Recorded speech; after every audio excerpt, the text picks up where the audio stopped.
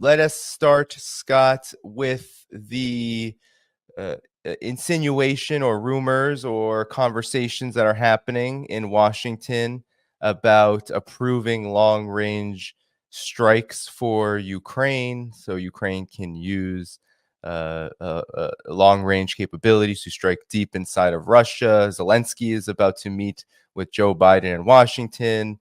Joe Biden has said that they're working on this issue, and there's a lot of enthusiasm about this on the Ukrainian side, and it seems to be a lot of desperation and heavy pushing to allow this to be approved. Scott, what is the risks here, though? What exactly will this portend should it be formally approved?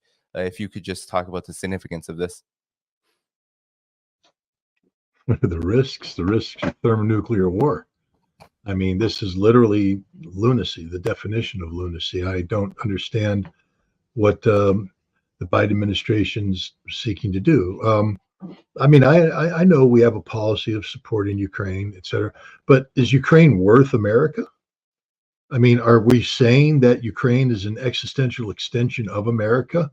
That if we lose Ukraine, we lose America? Therefore, we're willing to bet it all on this vain hope that Ukraine can somehow stabilize this situation, right this ship, and move on to victory over Russia, understanding that Ukrainian victory over Russia means the end of the world. So either way we go, we appear to be saying that we're willing to put the lives of all Americans at risk for Ukraine, because that's the logical, that's the way this logically plays out.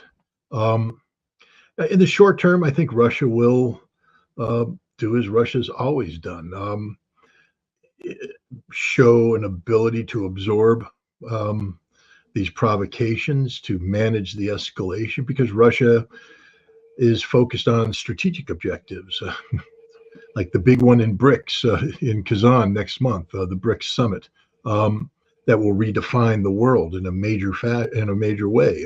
Away from American hegemony to multilateralism, moving BRICS from theory to reality, following through on the promise made by Vladimir Putin and Xi Jinping in February of 2021 when they met prior to the Beijing Olympics in Beijing, and said that the rules-based international order, that is the foundation of America's foreign policy and national security policy, is a threat to international security, and that the Russians and the Chinese will now spearhead an effort to supplant it with what they call the law-based international order, something that reflects the values enshrined in the United Nations Charter as opposed to the unilateral dictate of America.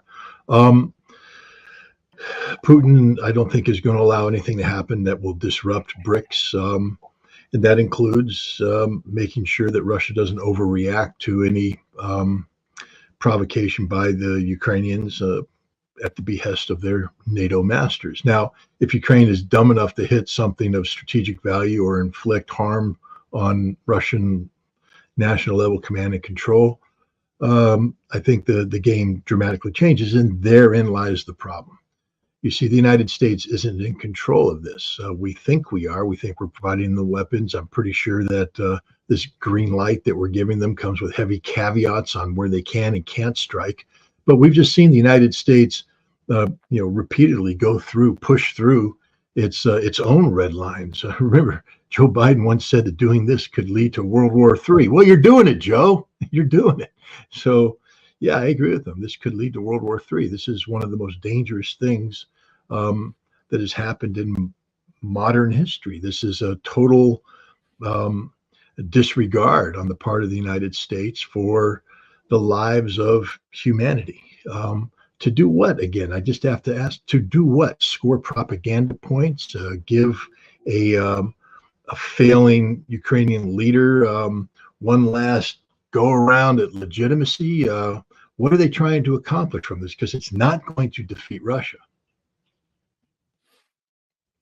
Yeah. I mean, that's what I was going to ask you, Scott. What exactly could they do with this newfound permission? Because it is my estimation that uh, there aren't many good options here for Ukraine. So perhaps you could talk about, well, what exactly are the options that will be afforded Ukraine once this approval comes down the road, and how will it change anything given the situation that Ukraine currently finds itself in? Well, on the one hand, it will give the United States the ability to say that we did everything the Ukrainians asked us to do as Ukraine fails. Um, it's a short-term boost for Volodymyr Zelensky, who will say, look, I'm the guy who's standing up to Russia. They may get some propaganda, opportunities if the ATACMS hits an airfield and takes out some Russian aircraft, hits a command and control center, takes out a Russian general or two. Um, you know that's it. Russia's a nation that knows war, and Russia has already lost generals. So killing two more isn't going to change the thing. Russia's lost aircraft. Blowing up a half a dozen more isn't going to change a thing. Um, so this is purely a PR stunt that unfortunately is going to result in a lot more dead Ukrainians. Look at the Kursk PR stunt. Yesterday the Russians began a counteroffensive that's just slaughtering, and I mean an emphasis on slaughtering the Ukrainian soldiers, and it's going to continue. The Ukrainians don't have the resources to halt the Russian advance in the Donbass. Sooner or later, the Ukrainians are going to break there, and we'll have to suffer the embarrassment of retreating behind the Dnieper River. So this is the PR stunt by Ukraine to, I guess, try and convince more European nations to reach deeper into their coffers, to pull out more money and more military equipment to, rebuild the Ukrainian military yet again, so that whatever, troops they're able to muster can sally forth and be slaughtered, because that's all that's going to happen. Ukraine is not going to win this war. Ukraine is not going to turn things around. And we acknowledge this. There's not a single American leader that's saying, oh, this is going to give Ukraine the ability to flip the script. No, every American leader says there is no magic weapon. There is nothing that's going to, in and of itself, change things. But I guess there's still this forlorn hope that by dragging this war out, that somehow that'll weaken Vladimir Putin's resolve and the will of the Russian nation to back Vladimir Putin. Somehow the Russians will voluntarily hit the quit button. But that's not the Russia that I encountered when I visited last year and earlier this year. Yeah, I mean, you can even see it in the debate last night between Kamala Harris and Donald Trump. The hosts, the so-called moderators,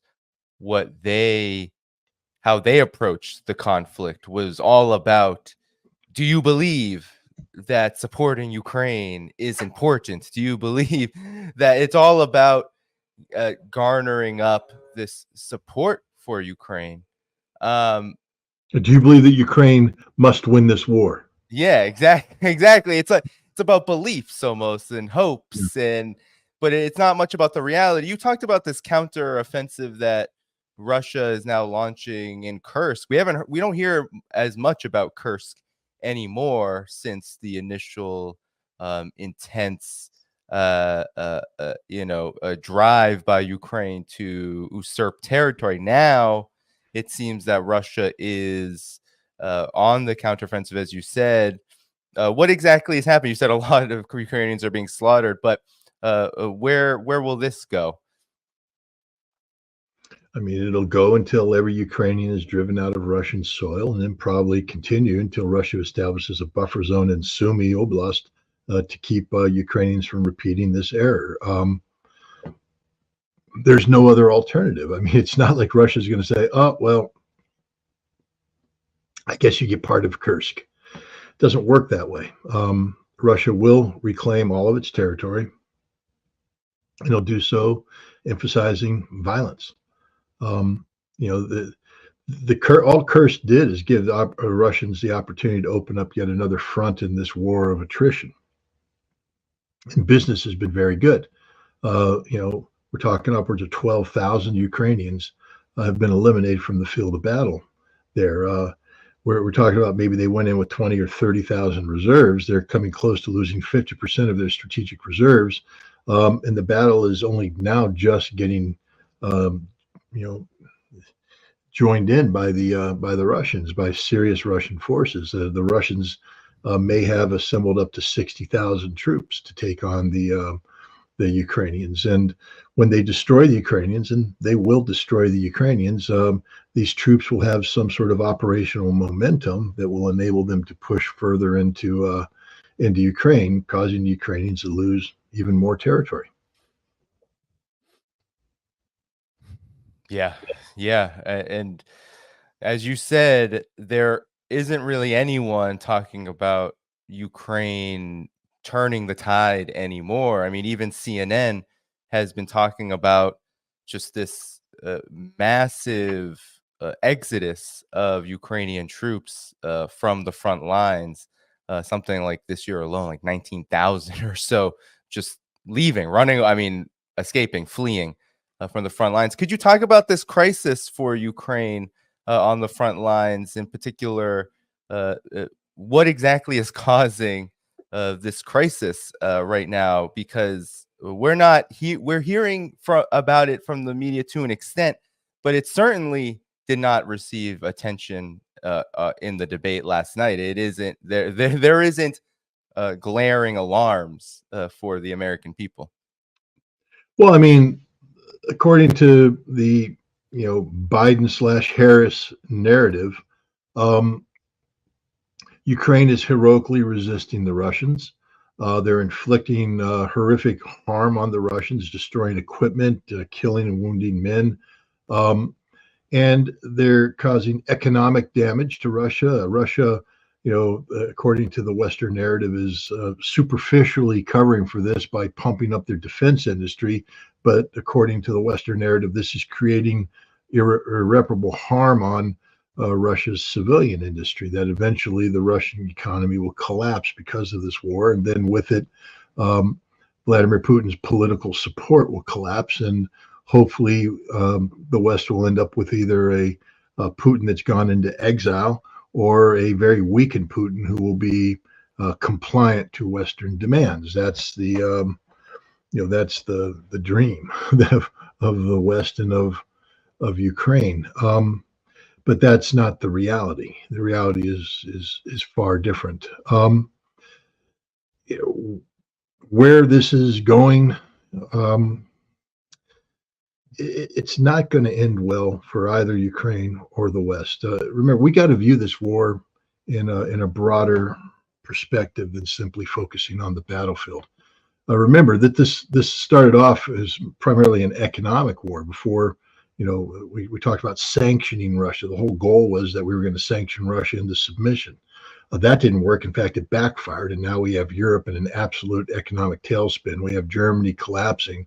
The political consequences of these economic problems is devastating. Britain's on its 5th prime minister in 5 years. Germany's Olaf Scholz looks like he's heading down the toilet bowl of political life.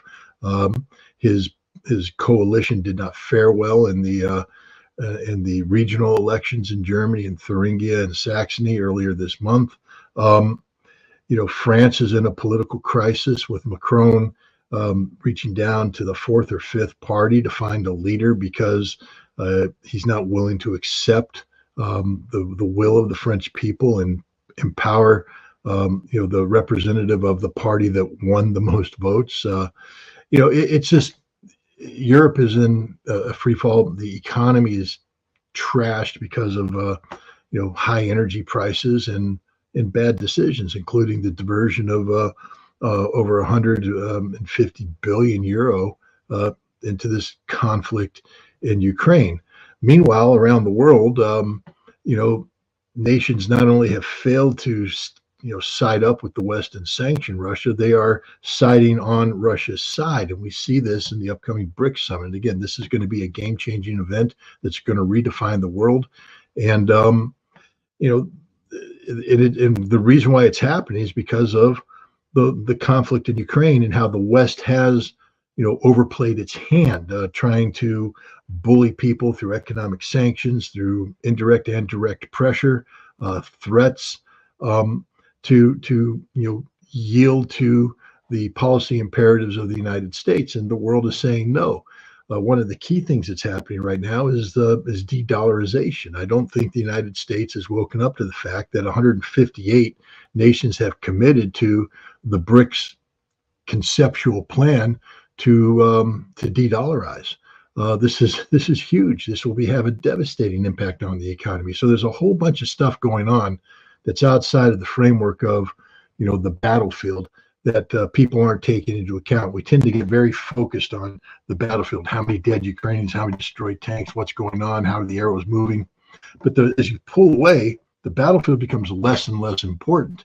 I mean, the most important thing about this battlefield is the war of attrition, is the fact that the Ukrainians are grinding up Ukrainian manpower, mercenary manpower, Ukrainian and NATO provided equipment at a rate far greater than they're able to replace. So Ukraine just gets weaker every single day.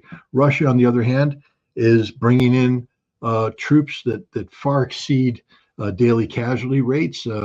They're equipping them with modern equipment. They're able to repair equipment. So Russia's getting stronger every day. Ukraine's getting weaker every day. And eventually the correlation of forces will be such that Russia will be able to readily, roll over the Ukrainian military. So, that's where things stand. Yeah, no, I think that's a really good point. I do agree with you. We are almost at this point of being beyond the battlefield, so to speak, because while, of course, there is a war being waged on that battlefield, there is this, I think, what we've talked about so much on this show, Scott, the reality on the battlefield is really a reflection of what's happening more broadly, and that is that this conflict has not gone in the way that the United States and its NATO so-called partners had hoped it would go. And whether that's the economic war or whether what's happening on the battlefield, I mean, even now, they do have to acknowledge that not only is Russia making gains, but they have to acknowledge that whether it's by silence or actually saying it, that they're not achieving the goals that Ukraine had, which is to supposedly take back all of the territory that Russia has been able to incorporate into the Russian Federation. None of that is remotely possible, right, Scott? Not as things currently stand. No, I mean, I could have, I guess, if Russia proves not to be as resilient politically and economically and militarily as they appear to be, I guess one could hypothesize a scenario where the Russian people rise up and demand Vladimir Putin's ouster. And then, as a result, the new Russian government yields to all of the Ukrainian Western demands and returns Crimea and returns the Donbass and returns Novorossiya, Zaporizhia, and Kherson. I mean, I could, take a lot of meth, I guess, and maybe that scenario would make sense. But the reality kicks in, and that none of that's going to happen. Vladimir Putin won an election in March decisively, even though he was the only viable candidate on the ballot. Generally speaking, when that happens, people, tend to not participate. They become disgusted in the process, and so you get low turnouts, and your margin of victory is similarly deficient. But now, what we had was a record-breaking turnout, which means that by participating in the elections, the Russian people are in effect saying that they trust the system, and 88% of those who participated in the election picked Vladimir Putin to be their man. It's unprecedented. This is a genuinely popular leader who has a broad mandate to govern. And one of the reasons why the Russians trust him to govern is he's done such a bang-up job for the last quarter century. He's the guy that took Russia out of the doldrums, not worse than the doldrums, out of the depths of the abyss. Russia has been fundamentally broken by a decade of of neo-colonial abuse at the at the hands of people who claim to be Russia's friends, the United States, Great Britain, the European Union, and others. They were just going into Russia to rape it economically, and Vladimir Putin put an end to that and rallied Russia, and today Russia is a very, very successful nation state. Yes, it is. Yes, it is. And none of this, again, for those who may be listening who believe this is just parroting, Russian talking points or Russian propaganda. All of this has been acknowledged by the United States and by NATO at some level. Even in the last week, we've had just a slew of articles coming out, publications, CNN, New York Times, I believe today, just talking about the really difficult, if not absolutely impossible situation for Ukraine on the battlefield, which, of course, you will not see the media say, well, Russia's in a great position and it's stable and it's become this powerful nation state. But by having to acknowledge this, the default is that Russia is in a lot better position than what has been made out to be by the collective West. And so any final comment on this before we move on? No, I mean, I just, again, want to remind people how close we are to nuclear war, that the irresponsible policies of the Biden administration are pushing Russia into a corner from which they may have no alternative but to, use nuclear power to resolve the situation. It's not that Russia's looking for a fight. It's that the United States and NATO are creating the conditions of an existential struggle that Russia will have to make some critical decisions on how to proceed. We know that the Russians, they've announced it, that they have redone or rethought their nuclear posture. I had an interesting conversation with Ambassador Polyansky, the deputy ambassador at the United Nations. And I said, look, I don't know what Russia's policy is, and it's probably secret.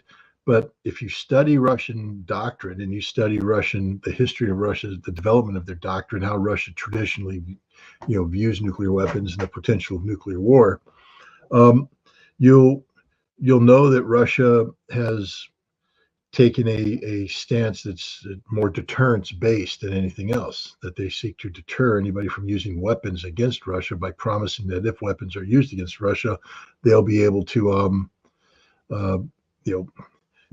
wipe out whoever attacks them.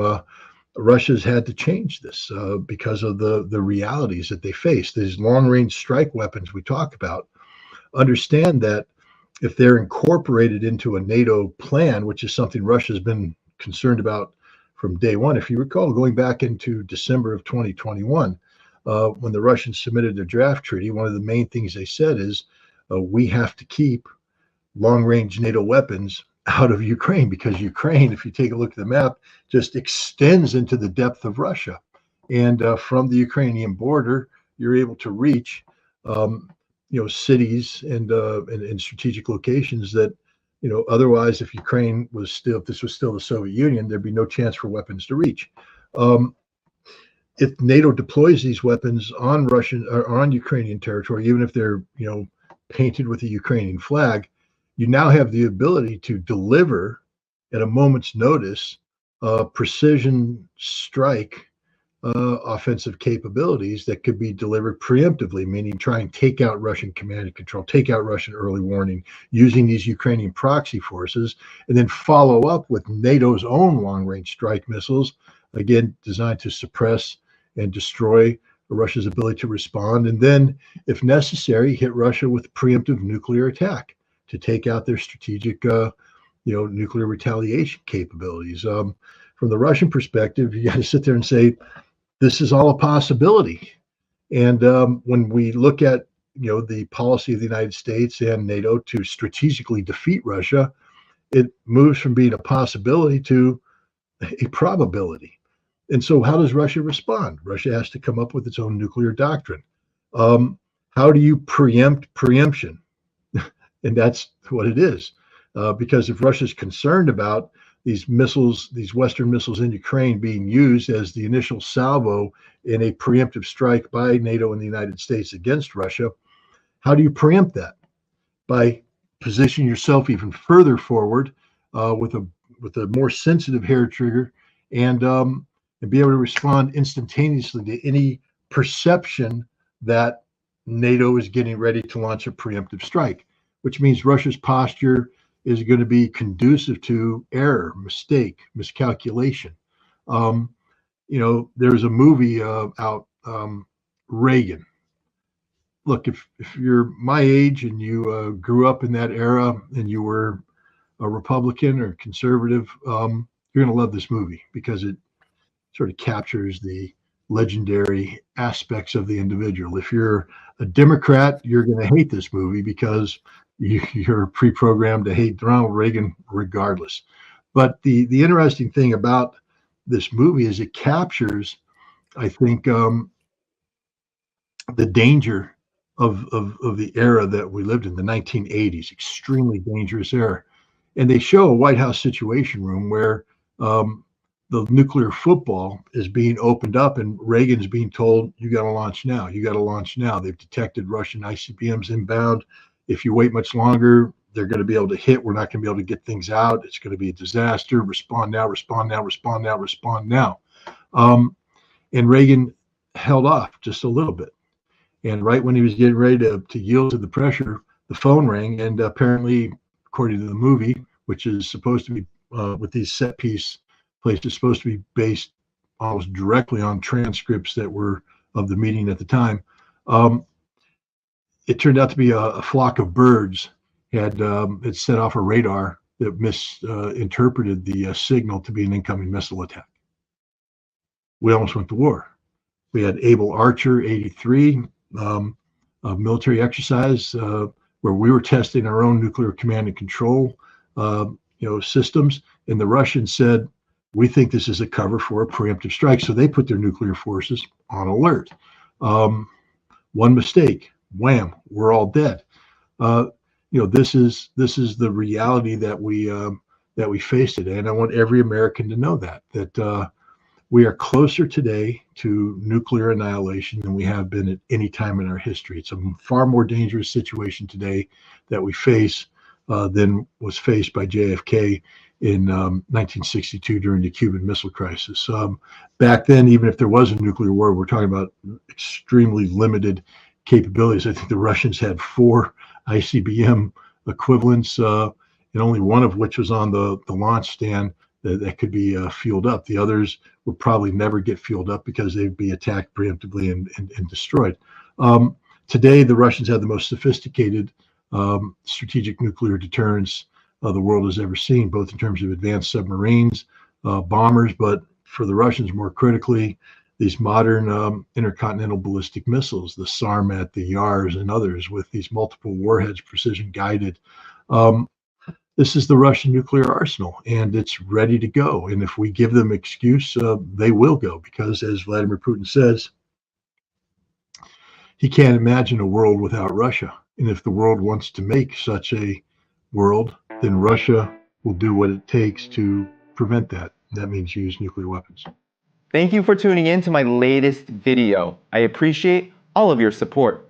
This channel, however, needs your help.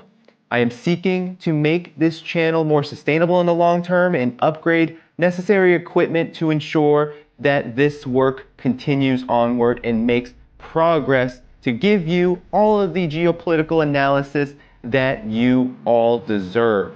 For that reason, I'm asking you to become a member of my Patreon community at patreon.com/DannyHaiTong. You can find that link in the video description or in the pinned comment below. For whatever amount you choose to give, just know you are supporting independent media that you can't find anywhere else.